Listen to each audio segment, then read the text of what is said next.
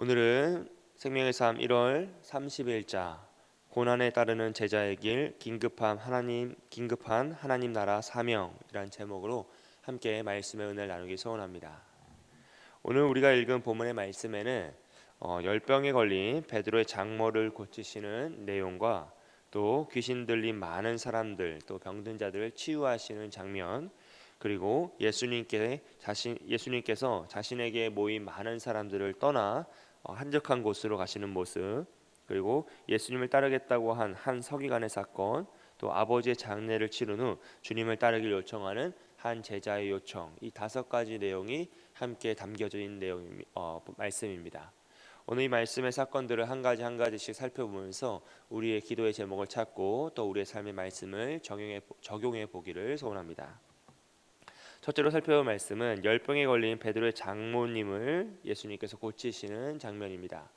예수님께서 베드로의 집에 들어가셨더니 그 장모가 열병에 걸려서 누워 있는 것을 보시게 되시죠. 그리고 그의 손을 만지시고 그의 병을 고쳐 주십니다. 그 후에 장모는 그 병이 고침받은 후에 그 장모는 무엇을 하느냐? 예수님께 수종을 드는 모습을 볼 수 있습니다. 이 모습을 통하여서 우리는 하나님께 은혜를 받은 자, 치유함을 받고 회복을 받은 자가 어떻게 무엇을 해야 하는지를 알 수 있습니다. 그 여인은 입술로만 예수님께 감사합니다, 나를 고쳐주셔서 감사합니다라고 표현하는 것이 아니라 자신의 행위를 통하여서, 자신의 삶을 통하여서 예수님께 수종을 드는 모습을 볼 수 있습니다. 그러므로 우리 또한 어떠해야 합니까? 구원받은 자로서 그 은혜에 감사하며 영광을 돌리는 삶을 살아야 한다라는 것을 알 수 있습니다. 특별히 그 모습이 단순히 입술로만 그 감사를 표현하고 나를 구원하신 주님 너무 감사하다라고 하면서 입술로만 표현하고 찬양하는 것이 아니라 우리의 행함을 통하여서, 우리의 삶을 통하여서 그 우리가 받은 은혜에 대한 감사의 표현이 표출되어야 한다라는 것이죠. 여러분, 오늘 우리의 삶은 어떠합니까? 우리가 받은 은혜에 대해서, 우리가 받은 구원의 감격에 관하여서 입술로만 그 감사를 표현하고 있습니까? 아니면 우리의 행함과 우리의 삶을 통하여서 그 감사가 표현되고 있습니까? 바라기는 우리의 삶을 통하여서, 우리의 행위를 통하여서 그 감사가 표현되기를 축복드립니다. 우리의 가정에게, 우리의 자녀들에게, 우리의 다음 세대들에게, 또 우리의 주변 이웃들에게 내가 구원받은 자로서, 하나님께 은혜를 먼저 입은 자로서 그 감사의 표현함이 우리의 삶을 통하여 드러나기를 소원합니다. 두 번째로, 사람들이 이렇게 베드로의 장모가 고침을 받자 많은 사람들이 예수님께 귀신 들린 자와 병든 자들을 데리고 왔어요. 그리고 예수님은 말씀으로 그 귀신들을 내쫓으시고 그 병든 자들을 다 고쳐주시죠. 그런데 16절 시작을 보니까 그 사람들이 병든 자들과 귀신 들린 자들을 예수님께 데려온 시간이 좀 이상하다는 거죠. 오늘 16절 말씀은 뭐라고 시작합니까? 저물매라고 시작해요. 날이 저무니까 사람들이 그제서야 예수님께 병든 자들과 귀신 들린 자들을 데려왔다는 거죠. 여러분, 원래 자연적인 현상은 언제 이 귀신 들린 자들, 병든 자들을 예수님께 데려오는 게 자연스럽죠? 낮에 데려오는 게 자연스럽죠. 해가 떠 있을 때, 예수님이 한참 일을 하실 때, 왕성하게 활동을 하시는 시간에 자신의 사랑하는 가족, 자신의 병든 자들, 안타까운 이들을 예수님께 데려오는 게 자연스럽습니다. 그런데 이들은 왜 날이 저무니까 예수님께 그들을 데려왔을까요? 그것은 바로 그날이 안식일이었기 때문이죠. 안식일은 금요일 저녁 해가 질 때부터 토요일 저녁이 될 때까지가 안식일로 지켰습니다. 그래서 그 안식일의 특징은 무엇이냐면 노동을 하면 안 되는 거예요. 함부로 많이 걸어서도 안 되고 누군가를 데리고 가서도 안 됩니다. 힘을 쓰면 안 돼요.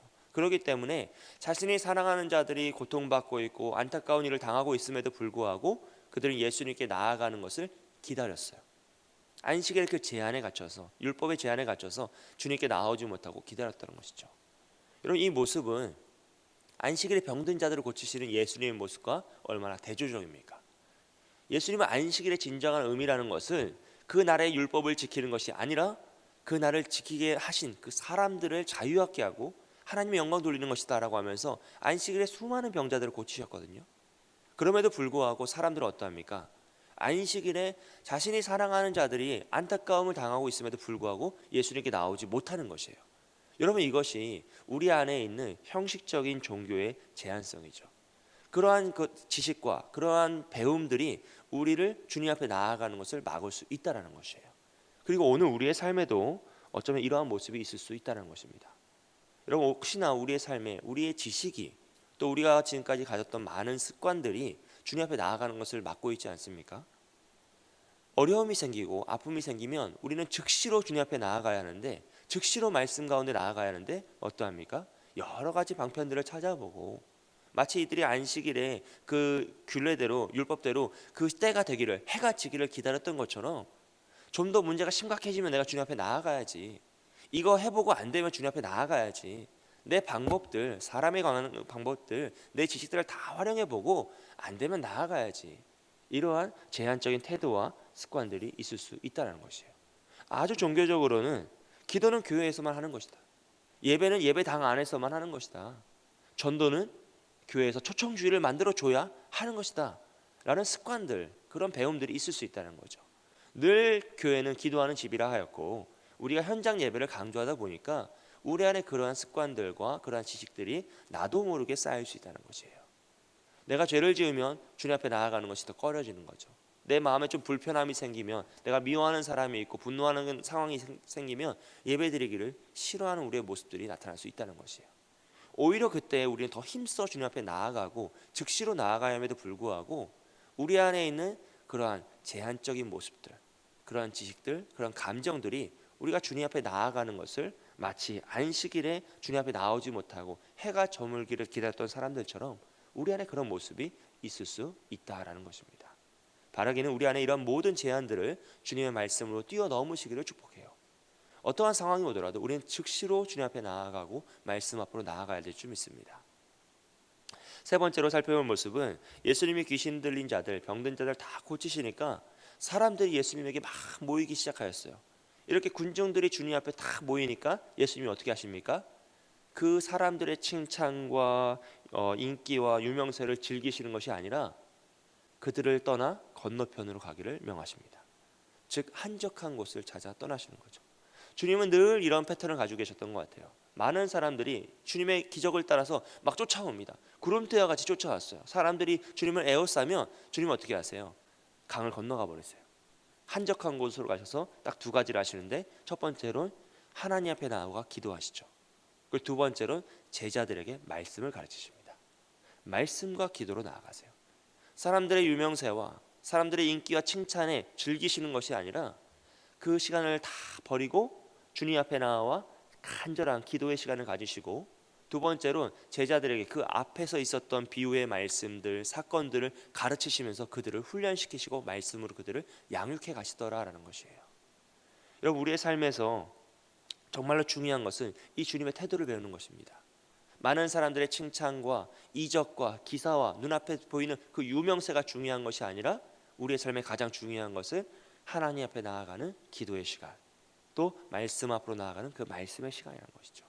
이 두 가지가 우리의 삶에서 가장 중요시되고 또 우선시되어야 하는 것이에요. 그럴 때에만 우리는 이 세상의 그런 흥망성쇠에 흔들리지 않을 수 있습니다. 여러분, 사람들의 인기를 따라가면 끝이 없어요. 좋을 때도 있지만 떨어질 때도 있다는 것이죠. 그 누가 항상 좋기만 하겠습니까? 그 누가 항상 칭찬만 받겠어요? 그렇기 때문에 그 모든 이 세상의 흥망성쇠를 따라가는 것이 아니요, 오직 하나님 앞에서의 진실한 기도의 시간, 또 말씀 앞으로 나아가는 그 말씀의 시간이 우리의 삶을 안정되게 하고 올바르게 하며 바른 길로 인도한다라는 것입니다. 네 번째로는, 그렇게 한적한 곳으로 가시자 한 서기관이 예수님께 나와서 주님이 어디를 가시든지 나는 주님과 함께 가겠다라고 해요. 여러분, 이 고백은 정말 놀라운 고백입니다. 특별히 서기관들은 율법학자이고 이들은 대부분 바리새인 출신들이었어요. 그러니까 바리새인 출신의 율법학자가 주님을 따르겠다라는 것은 정말 대단한 믿음의 고백이에요. 그 다른 바리새인들에게 이 고백이 들키면 그는 다른 바리새인들에게 배척당할 수 있는, 자신의 모든 사회적인 기반을 다 놓칠 수 있는 그런 일이죠. 그런데 주님은 야, 네가 정말 믿음의 고백을 하는구나, 너는 나와 함께 하자라고 하시는 것이 아니라 나는 갈 곳이 없다, 나는 머리 둘 곳이 없고 너는 나와 함께 하지 못할 것이다 라고 말씀을 하세요. 왜 그렇습니까? 지금 바리새인의 그 한 서기관의 마음속을 주님은 꿰뚫어 보시는 거죠. 이 서기관은 무엇이라 말합니까? 주님이 가시는 어느 곳이나 나는 주님과 함께 동행하겠다 그랬어요. 그런데 그 앞에 어떠한 사건이 있죠? 많은 이적과 많은 사람들의 칭찬과 많은 사람들의 그 유명세가 있었다는 거죠. 그러니까 주님이 어디를 가시든지 주님은 이러한 기적을 일으키실 거고 나는 그 기적의 순간에 함께하고 싶다. 주님이 칭찬받는 순간에 나도 함께하여서 그 영광을 함께 누리고 싶다라는 그 전제 조건이 깔려 있는 거예요. 그래서 주님은 그것을 거부하시는 거죠. 그 후에 연결되는 사건입니다. 그 후에 한 제자가 예수님께 나와서 더 시급한 일을 이야기해요. 주님, 우리 아버지가 지금 돌아가셨는데 아버지의 장례를 치르고 와서 주님을 따르는 것을 허락하소서라 그래요. 그래서 주님께서 뭐라고 하십니까? 죽은 자들이 그들의 죽은 자를 장례하게 하고 너는 지금 나를 따르라 말씀하세요. 여기서 죽은 자들은 진짜로 생명을 잃은 자들이 이미 죽었던 귀신들이 돌아가신 아버지의 장례를 치르라는 게 아닙니다. 지금 앞에서 말씀드린 죽은 자들은 예수님을 믿지 않은 영적으로 죽은 자들, 주님을 따르지 않는 그런 사람들의 이야기예요. 그런 사람들에게 너희 가족 중에 나를 믿지 않는 그 영적으로 죽은 자들에게 죽은 아버지의 장례를 치르게 하고 너는 지금 나를 따르라는 것이에요. 이게 무슨 얘기냐면 지금 예수님이 장례, 부모님의 장례라는 정말 중요한 일을 거부하시거나 그것이 잘못되었다라고 말씀하시는 것이 아니라 그 일의 우선순위를 말씀하시는 거예요. 아버지의 장례를 치르는 건 너무나 중요한 일이고 너무나 소중한 일이지만 그것보다 지금 하나님 나라의 복음을 전하는 일을 더 우선시되어야 한다는 것이죠. 다른 그 무엇보다 너의 인생에서 최우선으로 가장 중요한 것은 복음을 전파하는 일이기 때문에 너는 아버지의 장례를 치르기 전에 그것을 먼저 치르고 나서 오는 것이 아니라 너는 그것을 포기하고 나와 함께 복음을 향하여 달려가야 한다는 것을 강조하고 계시는 것입니다. 여러분, 우리의 삶의 우선순위는 무엇입니까? 하나님 나라의 복음이 우선순위가 될 때에만 우리는 그 온전한 믿음의 삶을 살아갈 수 있다는 것이에요. 이 한 서기관과 이 한 제자의 사건은 그 대화는 같이 연결이 되고 있거든요. 그래서 주님을 따르는 자의 삶이란 것은 어떠한 빛과 영광도 없다라는 것을 주님은 말씀하시는 거예요. 그래서 한 서기관의 그 요청을 거부하시는 것이고 한 제자의 요청 가운데 그것을 허락하지 않으시는 모습이죠. 즉 주님을 따라가는 그 믿음의 삶이란 것은 우리가 세상에서 인기를 얻고 유명세를 얻고 빛과 정말 찬란한 영광의 길이 아니라 정말 가시밭길과 같은 정말 그 좁은 길이고 그 어떠한 영광도 이루어하지 않는, 하지만 그럼에도 불구하고 세상 그 무엇보다 가장 우선시되며 우리가 무엇보다 목숨을 걸고 향해 달려가야 할 길이다라는 것을 강조하고 계시는 것입니다.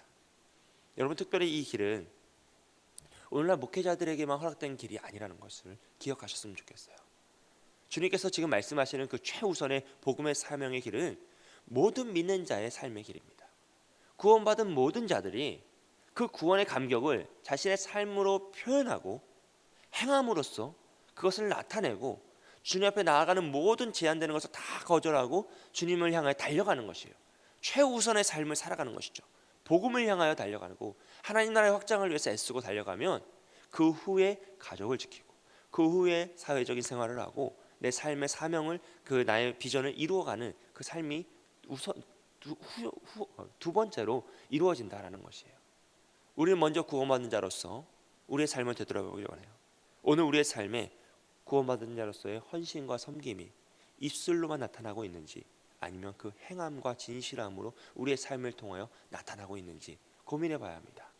또 혹여나 우리의 마음속에 우리의 지식과 우리의 삶의 패턴이 주님 앞에 나아가는 것을 막고 있지 않은지 되돌아보면서 내가 가장 최우선적으로 주님 앞에 나아가서 말씀과 기도의 시간을 지켜야 함에도 불구하고 그러지 못하는 습관이 있다면 그 습관을 끊어내시기를 축복해요. 유행과 칭찬보다 말씀과 기도에 집중하고 또 복음의 전파를 위하여서 나의 삶의 우선순위를 복음으로 하나님 나라의 확장으로 세우고 그 길을 향해 달려가시는 저와 여러분이 되시길 소원합니다. 그럴 때 주님께서는 우리의 삶에 더 큰 은혜로 함께 하시며 우리가 그 사명의 길을 마지막까지 달려갈 수 있도록, 끝까지 최선을 다해 달려갈 수 있도록 우리의 삶을 매일매일 삶 가운데 은혜를 채우시고 우리를 도우실 줄 믿습니다. 그러한 놀라운 도움 가운데 오늘도 오직 믿음으로 말씀으로 살아가시는 저와 여러분이 되시길 주님의 이름으로 축복드립니다. 함께 기도하겠습니다.